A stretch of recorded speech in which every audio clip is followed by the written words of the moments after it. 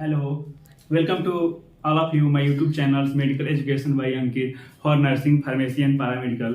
आज के इस टॉपिक में देखते हैं structure and function of small intestine के बारे में। आज स्ट्रक्चर और इसका फंक्शन क्या क्या है वो देखेंगे। जैसे कि इसके प्रीवियस जो वीडियो है स्ट्रक्चर ऑफ स्टमक और फंक्शन देख लिए हैं। अगर आप इस वीडियो पर नए हैं तो प्लीज जो डाइजेस्टिव सिस्टम से रिलेटेड जो भी वीडियो है इसके पहले आप देख लीजिए, फिर आपका पूरा कंसेप्ट जो है वो क्लियर हो जाएगा। तो आइए देखते हैं introduction. Must digestion and absorption of nutrients occur in the long tube called small intestine। ठीक है ना, जो डाइजेशन और एब्जॉर्प्शन की प्रोसेस जो होता है न्यूट्रिएंट्स का वो एक लॉन्ग ट्यूब में होता है जिसको हम स्मॉल इंटेस्टाइन कहते हैं। ठीक है ना, जैसे कि एब्जॉर्प्शन में क्या होगा, जैसे कि फूड अगर हम ले रहे हैं, ठीक है ना, तो फूड पहले डाइजेशन होगा। ठीक है, डाइजेशन में इसके पहले जब स्टमक में भी डाइजेशन होता है जैसे कि केमिकल ब्रेक डाउन होगा और मैकेनिकल ब्रेक डाउन होगा। वहीं अगर कुछ ऐसा फूड है जो कि स्टमक में केमिकल ब्रेक डाउन और मैकेनिकल ब्रेक डाउन जो नहीं हुआ है तो वो कायम होगा इंटेस्टाइन में होगा।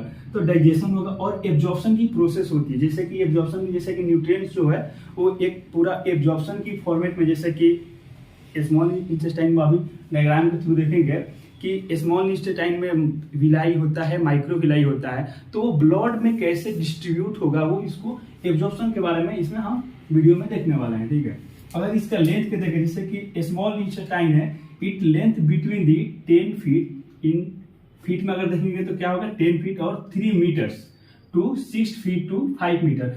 अलग अलग बुक में थोड़ा थोड़ा वेरिएशन देखा गया है, किसी में 10 फीट दिया गया है, किसी में 16 फीट दिया हुआ है। ठीक है ना, तो इससे घबराना नहीं है। अब यहाँ पे देखते हैं स्मॉल इंटेस्टाइन। देखिए स्मॉल इंटेस्टाइन, इसका नाम स्मॉल है लेकिन अगर इसका लेंथ देखा जाए लॉन्ग, इसका ये बहुत लंबा होता है, मीन्स की 10 मीटर का होता है, सॉरी 10 फीट का होता है, इसीलिए इसको स्मॉल इंटेस्टाइन करते हैं। और इसका लेंथ जो है वो काफी लार्ज इंटेस्टाइन से देखा जाए तो काफी ये बड़ा होता है। ठीक है ना, डाइजेशन और एब्जॉर्प्शन की मोस्टली प्रोसेस स्मॉल इंटेस्टाइन में होता है, इसलिए क्योंकि इसके पास लेंथ ज्यादा है। ठीक है ना, लेंथ ज्यादा है तो इसका क्या होगा, लेंथ ज्यादा, सरफेस एरिया ज्यादा रहेगा। सरफेस एरिया ज्यादा रहेगा तो उसका chemical break down, mechanical break down होगा और एब्जॉर्प्शन की प्रोसेस इजिली होगी। इसका अगर पार्ट्स देखे जाए, इट कंपोज इनटू 3 पार्ट्स। ठीक है ना, ये स्मॉल इंटेस्टाइन का 3 पार्ट्स में। देखिए फर्स्ट में क्या है, प्रोक्सिमल पार्ट। ठीक है, प्रोक्सिमल का मतलब हो गया कि जो पास की चीजों को प्रोक्सिमल के नाम से जानते हैं। ठीक है, तो स्टमक के बाद से क्या होता है, स्मॉल इंटेस्टाइन स्टार्ट होता है। ठीक है ना, मान लीजिए ये स्टमक हम बना दिए। ठीक है, तो स्टमक में ये जो पाइलोरिक रीजन होता है वहां से स्मॉल इंटेस्टाइन स्टार्ट होता है, उसको हम बोलते हैं ड्यूडेनम। शॉर्टेस्ट रीजन होता है, मीन्स की ड्यूडेनम जो स्मॉल इंटेस्टाइन के 3 पार्ट्स हो गया, ड्यूडेनम हो गया, जेजुनम होगा और इलियम हो गया। ठीक है ना, तो ये तीनों पार्ट्स में अगर सबसे शॉर्टेस्ट पार्ट देखा जाए, शॉर्टेस्ट रीजन मतलब सबसे छोटा अगर देखा जाए तो ये ड्यूडेनम सबसे छोटा भाग होता है, जिसका ये रीजन होता है 25 सेंटीमीटर और 10 इंच होता है। ठीक है ना, उसको ड्यूडेनम बोलते हैं। देन सेकेंड है मिडिल पार्ट। मिडिल पार्ट को बोलते हैं jejunum. It 1 meter means 1 meter और 3 फीट में अगर देखा जाए तो वो 3 फीट इसका क्या होता है, लेंथ होता है। देन थर्ड पॉइंट है डिस्टल पार्ट। डिस्टल यूज करते हैं किसी चीज को दूर के लिए। ठीक है ना, तो पास वाला तो हो गया, प्रोक्सिमल हो गया, डिस्टल मीन्स दूर और मिडिल मीन्स तो आपको पता है कि मिडिल, बीच की चीजों को मिडिल के नाम से जानते हैं। तो डिस्टल पार्ट हो गया, डिस्टल पार्ट हो गया, इसमें इलियम बोलते हैं। Final longest region means longest मतलब क्या, सबसे बड़ा होगा जो रीजन होगा उसको डिस्टल पार्ट बोलेंगे और उसका नाम क्या है, इलियम के नाम से जानते हैं। ये कितना होता है 2 मीटर, अगर 6 में अगर फीट में देखा जाए तो क्या है 6 फीट है। Joints to the large intestine. ठीक है, अब ये डिस्टल मतलब ये फाइनल लॉन्गेस्ट रीजन है, क्योंकि यहाँ पे ये तीसरा भाग है, तो यहाँ पे क्या होगा, वो स्मॉल इंटेस्टाइन का जो पार्ट है वहां पे खत्म हो जाएगा, तो वो क्या होगा, वो स्मॉल इंटेस्टाइन के बाद आपको पता है कि लार्ज इंटेस्टाइन आता है। तो यहाँ पे आके इलियम के पास जो स्मॉल इंटेस्टाइन का पार्ट खत्म हो जाता है, वहां से लार्ज इंटेस्टाइन का पार्ट खत्म, वहां से स्टार्ट होता है।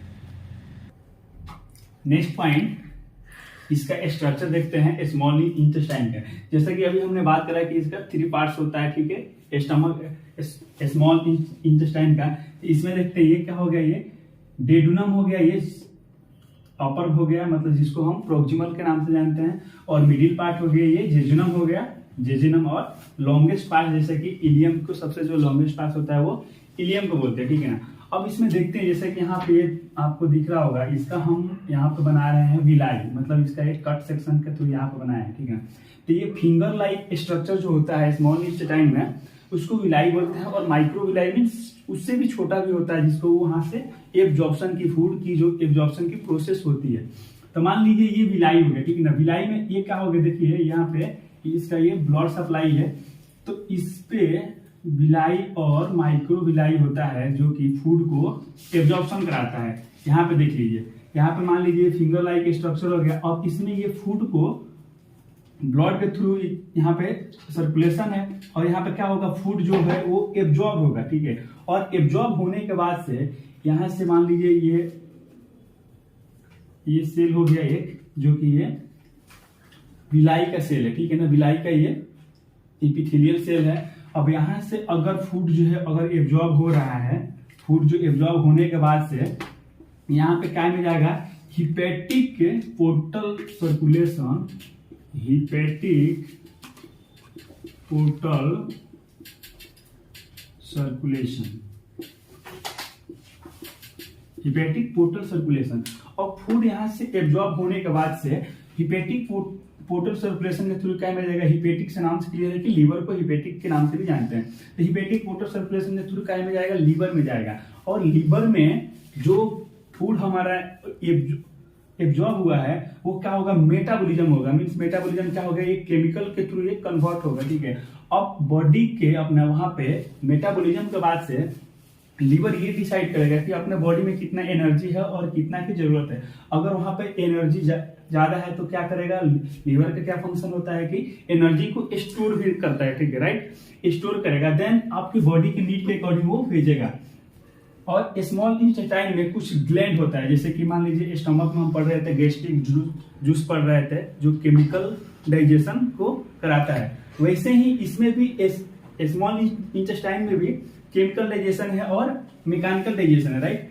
तो केमिकल डाइजेशन है तो कुछ केमिकल सीक्रेट होता है, जैसे कि फॉर एग्जांपल ग्लोबेट सेल है, ये क्या करता है, सीक्रेट म्यूकस, ठीक है ना, म्यूकस सीक्रेट करता है। और म्यूकस से क्या काम है, म्यूकस एक तरह का प्रोटेक्शन का भी काम करता है। फॉर एग्जांपल अपन स्टमक में जो फूड स्टमक से इंटेस्टाइन में आता है तो उसको क्या बोलते हैं, काइम बोलते हैं, ठीक है।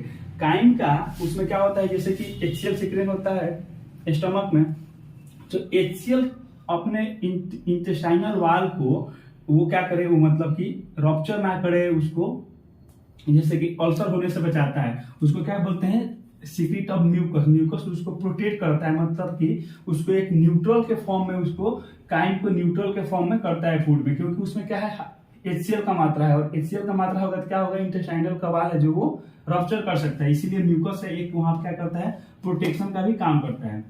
देन सेकेंड एग्जाम्पल देखते हैं, इंडोक्राइन। इंडोक्राइन से क्या मतलब होगा, जो कि अपने की ब्लड, कोई भी हार्मोन्स है वो ब्लड में सर्कुलेट ना होकर के वो क्या होता है कि इंटरनल एरिया में, मतलब वो सीक्रेट होता है। फॉर एग्जांपल कि इंटेस्टाइन में अगर सीक्रेट हो रहा है तो क्या है, इंटेस्टाइन में मान लीजिए ये इंटेस्टाइन है, ठीक है, इंटेस्टाइन का ये लूमेन हो गया, और लार्ज इंटेस्टाइन का और ये स्मॉल इंटेस्टाइन का ये लूमेन हो गया। तो ये ब्लड डायरेक्टली जो हार्मोन है वो ब्लड के थ्रू सर्कुलेट ना होकर के वो डायरेक्टली अगर लूमेन हो रहा है तो उसको इंडो करते हैं। इंडो मीन्स की इंटरनल साइड में करते हैं, तो वो क्या करता है, secrete hormones enterogastrone. Then third point है पेनेट सेल लाइसोजाइम। लाइसोजाइम क्या करता है, फेगोसाइटोसिस। फेगोसाइटोसिस मीन्स की मान लीजिए कि फूड के साथ कोई भी पैथोजन आ गया, ठीक है, बैक्टीरिया वायरस आ गया, तो यहाँ पे क्या होगा, फेगोसाइटोसिस का भी काम होगा, मीन्स बैक्टीरिया को डिस्ट्रॉय करेगा। तो ये मेनली ये क्या हो गया, ये स्मॉल इंटेस्टाइन का है, कुछ ये सेल है, ग्लैंड है, जो कि वो सीक्रेट करता है। और सिर्फ फॉर एग्जांपल के लिए हम इतना लिए, जैसे कि मान लीजिए कि पेनक्रियाज है, ठीक है ना, पेनक्रियाज से भी कुछ हार्मोन से रिलीज होता है। यहाँ पे क्या होगा, लीवर का भी होगा। तो लीवर का जब स्ट्रक्चर फंक्शन देखेंगे तो लीवर में क्या होगा, लीवर के भी कुछ वहाँ पे एंजाइम सीक्रेट होगा, गाल ब्लडर से भी सीक्रेट होगा। तो इसमें पूरा केमिकल और मैकेनिकल ब्रेकडाउन होने के बाद से एब्जॉर्प्शन होगा। और एब्जॉर्प्शन के बाद से इतना कंसेप्ट बिल्कुल क्लियर रखना कि एब्जॉर्प्शन के बाद से डायरेक्टली बॉडी में जो न्यूट्रिएंट्स है वो डिस्ट्रीब्यूट नहीं होता है, वो जाता है हिपेटिक पोर्टल सर्कुलेशन के थ्रू लीवर को जाता है। नेक्स्ट पॉइंट फंक्शन देखते हैं, जैसे कि स्ट्रक्चर देख लिए थे, ठीक है। उसके बाद हम इसका फंक्शन देखते हैं कि कौन कौन सा फंक्शन है और कैसे कैसे फंक्शन करता है। देन फर्स्ट पॉइंट देखते हैं डाइजेशन। डाइजेशन का हम लोग डिस्कशन करते आ रहे हैं।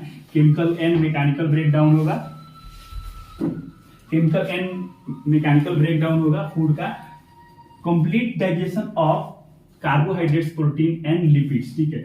तो इसका केमिकल और मैकेनिकल ब्रेकडाउन, जैसे कि आपको पता है कि अगर केमिकल्स के प्रेजेंस में अगर ब्रेकडाउन हो रहा है तो केमिकल जैसे कि काइम के प्रेजेंस में स्टमक में ब्रेकडाउन होता है। मैकेनिकल मींस मैकेनिकली फोर्सफुली, जैसे कि पेरिस्टाल्टिक मूवमेंट के थ्रू अगर फूड जो है वो टूट रहा है तो इसको क्या बोलेंगे, मैकेनिकल ब्रेकडाउन बोलेंगे। देन नेक्स्ट पॉइंट है, सेकेंड पॉइंट प्रोटेक्टिव फंक्शन। देखिए प्रोटेक्टिव मीन्स प्रोटेक्ट करना, मीन्स बचाना, ठीक है। अब कैसे बचाएगा आइए देखते हैं। The mucus protect in the intestinal wall from the acid kind to prevent ulcer. जैसे कि एसिड के साथ में HCl रहता है, काइंड के साथ क्या होता है, HCl रहता है। तो HCl क्या करता है ना कि अपने अगर म्यूकस सेक्रेट नहीं हो रहा है तो क्या होता है कि पेप्टिक अल्सर मींस इंटेस्टाइनल वाल में, जिसे बोलते हैं कि पेट में छाला पड़ गया है, उसको पेप्टिक अल्सर को जानते हैं कि वो पेप्टिक अल्सर मींस क्या करता है, इंटेस्टाइनल वाल को रप्चर कर सकता है। ठीक है, रप्चर होगा तो फिर वहां से ब्लीडिंग होने लगती है, फिर डायरिया की कंडीशन होने लगता है। फूड जो मेनली जैसा कि डाइजेशन एब्जॉर्प्शन में भी उसमें वेरिएशन आने लगता है। देन नेक्स्ट पॉइंट है एक्टिवेटर फंक्शन। दी इंट्रोकाइनेज, काइनेज पे यहाँ क्या है, AAC है, मीन्स क्या है यहाँ पे कोई ना कोई एंजाइम से। Enterokinase present in the intestinal juice activate trypsinogen into trypsin. देखिए यहाँ पे क्या करता है, एक्टिवेटर फंक्शन, ठीक है। अगर मान लीजिए कि अभी जैसे कि स्ट्रक्चर में हम लोग ने देखा कि डिफरेंट टाइप्स के वहाँ पे क्या है, ग्लैंड है, सेल है, और सबका अलग अलग केमिकल वहाँ पे सीक्रेट हो रहा है। तो यहाँ पे फॉर एग्जांपल के लिए दे रहे हैं, इंट्रोकाइनेज जो है वो इंटेस्टाइनल जूस के साथ में वो प्रेजेंट होता है, इंट्रोकाइनेज। और इंट्रोकाइनेज क्या करता है, ट्रिप्सिनोजेन को ट्रिप्सिन में एक्टिवेट करता है, ठीक है। ट्रिप्सिनोजेन इनएक्टिव फॉर्म में होता है, ठीक है। इनएक्टिव फॉर्म मींस कि वो काम नहीं कर रहा है, इनएक्टिव फॉर्म में, न्यूट्रल स्टेज में, उसको एक्टिव फॉर्म में ये कन्वर्ट करता है इंट्रोकाइनेज के प्रेजेंस में। इसीलिए इसको एक्टिवेटर मींस कि क्या करता है, यहाँ पे इनएक्टिव है और इनएक्टिव से एक्टिव कर रहा है, इसलिए इसको एक्टिवेटर फंक्शन के अंदर में पढ़ रहे हैं। For example break down of protein, अपन अगर ट्रिप्सिन जो है वो एक्टिव फॉर्म में जब आ जाता है तो ब्रेक डाउन ऑफ प्रोटीन को ब्रेक डाउन करता है। जैसे कि प्रोटीन ब्रेक डाउन हुआ तो क्या होगा, एमाइनो एसिड में ब्रेक डाउन होके टूटेगा। नेक्स्ट पॉइंट, फोर्थ पॉइंट देखते हैं, hormonal function. Hormonal function means क्या होगा, इसमें हार्मोन्स का इन्वॉल्वमेंट होगा, जिससे कि gastro intestinal hormone secrete by the small intestine, ठीक है। गैस्ट्रो इंटेस्टाइनल और स्मॉल इंटेस्टाइन का हम फंक्शन पढ़ रहे हैं, तो स्मॉल इंटेस्टाइन में कौन सा हार्मोन सीक्रेट हो रहा है उसकी हम बात कर रहे हैं। तो इसका क्या नाम है, एंट्रोगेस्ट्रोन और कोलियोसिस्टोकाइनिन। ये हार्मोन है जो कि स्मॉल इंटेस्टाइन में सीक्रेट होता है, और इसका काम क्या करता है, this hormones responsible for secretary activities. Responsible for, यहाँ पे देखिए, responsible for secretary activities and movement of small intestine. जैसे कि सेक्रेटरी एक्टिविटीज कर रहा है तो क्या होगा कि सेक्रेटरी मीन्स क्या, कि जितने अपन केमिकल का जो केमिकल हो गया, एंजाइम हो गया, वो सीक्रेट हो रहा था। अभी देखे थे ग्लोबेट सेल हो गया, म्यूकस सेल जो सीक्रेट हो रहा है। तो सेक्रेटरी एक्टिविटीज को कब कितना म्यूकस सेक्रेट करेगा, कितना कम कितना ज्यादा करेगा, उसकी एक्टिविटीज के कंट्रोल करता है ये हार्मोन जो इंट्रोगेस्ट्रोन और कोलियोसिस्टोकाइनिन बोलते हैं। ये हार्मोन्स को सेक्रेटरी एक्टिविटीज को कंट्रोल करता है, उसको पूरा कमांड बनाए रखता है। देन नेक्स्ट पॉइंट था इसमें मूवमेंट ऑफ स्मॉल इंटेस्टाइन। जैसे कि पेरिस्टाल्टिक मूवमेंट होता है अपने स्मॉल इंटेस्टाइन में, तो क्या होगा, वो उसमें मैकेनिकल ब्रेकडाउन होता है फूड का। तो वो ये जो हार्मोन है उसको स्मॉल इंटेस्टाइन का ये मूवमेंट को वो कंट्रोल करता है, ये जो हार्मोन है, ठीक है।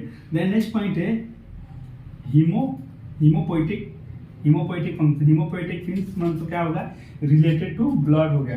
तो जैसे कि needed for absorption of vitamin B12, vitamin B12 stomach में भी एब्जॉर्प्शन होता है और स्मॉल इंटेस्टाइन में भी एब्जॉर्प्शन होता है, जो कि responsible for formation of RBC हो रहा है, ठीक है, जिसको इरिथ्रोपोइसिस बोलते हैं, फॉर्मेशन ऑफ आरबीसी को, ठीक है। तो ये अगर विटामिन B12 की अगर एब्जॉर्प्शन नहीं हो पा रही है तो क्या हो सकता है, एनीमिया का कंडीशन हो सकता है। देन नेक्स्ट पॉइंट है absorptive function means absorption function.